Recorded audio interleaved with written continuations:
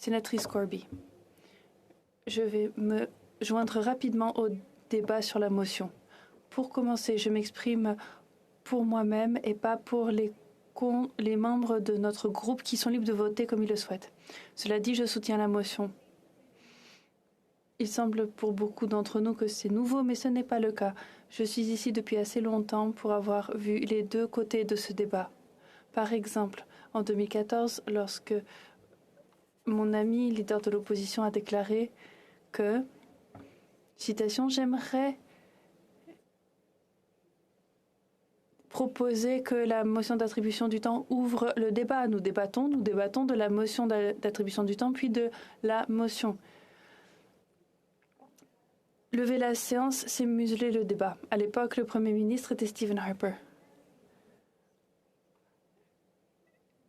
J'ai été à certaines reprises contre l'attribution du temps et la fréquence de l'utilisation de l'attribution du temps, principalement lorsqu'employé par le gouvernement d'opposition.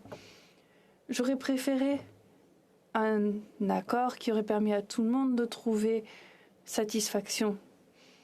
Puisque ce n'est pas possible, il faut tenir compte de tous les facteurs de cette situation.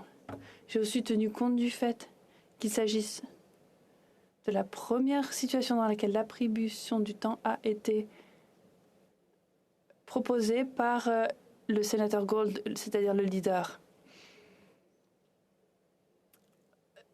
Le préavis du sénateur Harder avait été retiré avant le débat. Contrairement à d'autres motions d'attribution du temps, il y en a eu beaucoup. Celle-ci n'a pas pour but d'accueillir un débat sur le texte de loi. Au contraire, le débat est centré sur l'attribution du temps. Aujourd'hui, nous débattons d'une motion pour accepter le message de l'autre endroit. Nous y avons consacré beaucoup de temps et d'efforts, à la fois en tant que chambre et en comité. Comme d'autres l'ont dit, le comité des transports et des communications, et je cite les statistiques du discours du sénateur Hustakos, 31 réunions organisées, 138 témoins, 67 mémoires.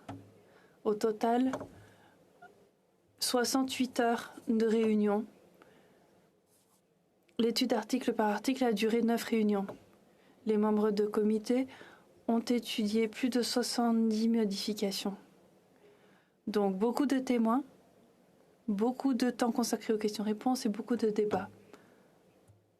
Au niveau du comité et ici dans la Chambre du Sénat, un ancien collègue a eu pour responsabilité d'accompagner ce projet de loi tout au long de son parcours sénatorial jusqu'à la 3e lecture. En tant que sénateur, nous avons exercé notre diligence raisonnable par l'envoi de nos modifications à notre endroit. Certaines modifications ont été acceptées, d'autres non. Puis le Sénat est censé respecter la volonté de l'autre endroit.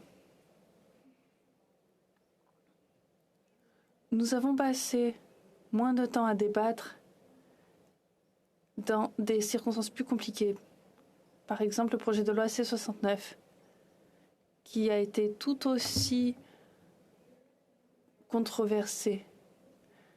Grant Mitchell, un ancien collègue, déclarait en 2019 que le gouvernement avait accepté 60 et quelques modifications, puis une trentaine de plus pour un total de 99 modifications.